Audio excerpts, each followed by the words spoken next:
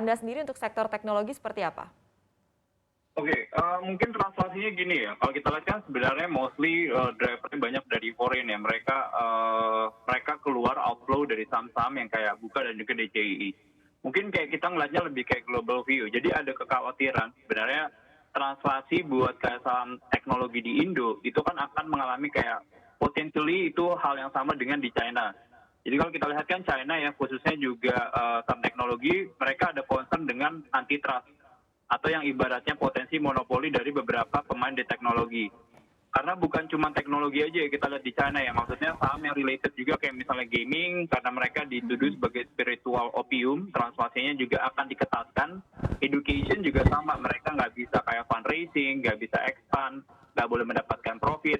Dan sebenarnya kalau kita lihat statementnya hari ini, China juga bisa state bahwa oh ini kita akan lebih panjang ya, kita akan melakukan kayak kontrol atau melakukan intervensi juga terhadap dari sisi positioning, dari sisi ekonomi.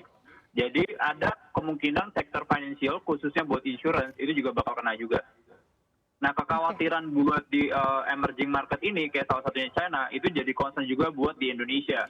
Nah jadi mereka agak hati-hati apakah mereka lihat nanti oh apakah ini akan ada potensi regulasi yang kurang positif buat saham teknologi ya. Itu buat di Indonesia. Jadi itu kekhawatirannya. Kedua sih sebenarnya mungkin dari sisi level ini ya, mungkin fundamental ya. Pertama kalau kita lihat kan DCI concernnya adalah eh, price itu udah meningkat signifikan, valuasinya udah transaksinya mahal. Kalau buka concernnya investor sebenarnya agak-agak mix sebenarnya. Menurut kita sih valuasinya masih relatif atraktif ya di level sekarang. Cuman concernnya investor adalah oh ini earningsnya positioningnya tuh masih loss gitu. Jadi itu yang sebenarnya masih jadi gray area. Cuman kalau ngomongin buat jangka panjang sih menurut kita harusnya Buka masih menarik ya.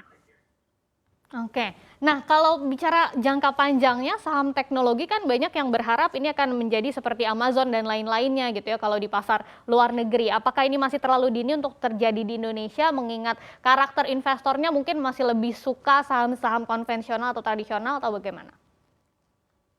Saham teknologi menurut kita di Indo harusnya atraktivitasnya masih lebih ada ya dibandingkan saham-saham yang kayak Amazon tadi karena posisi di Indo ini kan belum banyak yang punya exposure ke e-commerce ya. Salah satu yang gede kan itu adalah Bukalapak.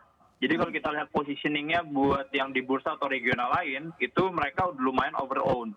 Jadi foreign itu posisinya udah banyak. Nah mereka bakal looking buat kayak bisnis atau yang size-nya sama, itu buat di negara emerging market. Apalagi kalau kita lihat buat kayak marketnya Indo, ini kan dari sisi populasi size saja tuh gede banget ya. Nah jadi asing tuh posisinya masih under own di Indonesia. Nah jadi bisa dibilang mereka posisinya nggak terlalu banyak.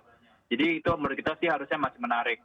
Terus kedua kalau kita lihat juga dari ini ya ekspektasi dari sisi perbaikan fundamental harusnya akan kelihatan karena kalau kita lihat dari sisi loss itu company kayak Bukalapak itu kan lossnya makin kecil dan ibaratnya ruang untuk melakukan monetisasi itu masih gede karena kayak contohnya misalnya mereka buat ngecharge beberapa merchant itu masih di 1%-an. Sedangkan kalau kita lihat di global rata-rata udah ngecharge 5,5%-an. Nah jadi dengan adanya kayak dana IPO 21 triliun, translasi mereka masih ada ruang monetisasi, terus kebutuhan customer acquisition cost yang juga harusnya akan lebih normalize ke depannya. Jadi translasi buat ke profitability-nya sih harusnya masih bagus ya.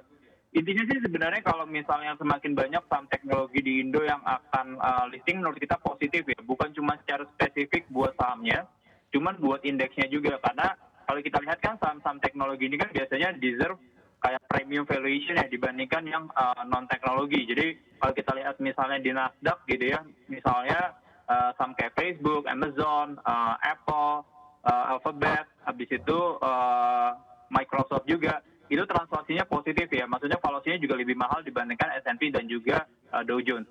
Translasinya harusnya buat ISG ini dengan adanya saham teknologi, which kalau kita lihat kan posisinya juga di teknologi ini kan disrupt ya dari ekonomi yang lama atau old economy itu tadi. Dari sisi consumer mereka juga dari sisi shifting ada perubahan gaya beli ya yang sebelumnya mereka base-nya lebih ke offline, ini sekarang lebih shifting ke online. Di financial pun juga sama ya, mereka lebih banyak ke online juga ke depannya. Jadi ini harapannya sih juga akan mendorong dari sisi profitability ya. Jadi itu sih yang harusnya kita lihat sih jadi katalis positif ya. Jangan lupa untuk menginstal aplikasi CNBC Indonesia yang tersedia di App Store dan Play Store untuk terus mengikuti perkembangan berita ekonomi dan bisnis terkini.